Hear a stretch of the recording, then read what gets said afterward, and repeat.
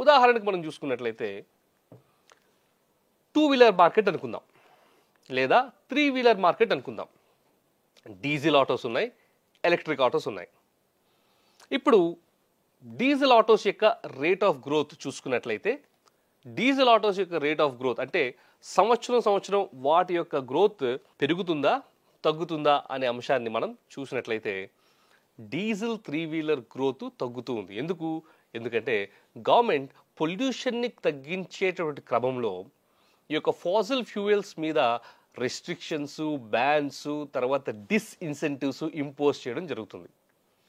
గమనించినట్లయితే ఢిల్లీ లాంటి సిటీస్లో 9 to 5 లోపు డెలివరీగా డీజిల్ వెహికల్స్ ఏవి కూడా సిటీలోకి ఎంటర్ కాకూడదు. ఒకవేళ తర్వాత ఎంటర్ అయిన గ్రీన్ ట్యాక్స్ అనేది గవర్నమెంట్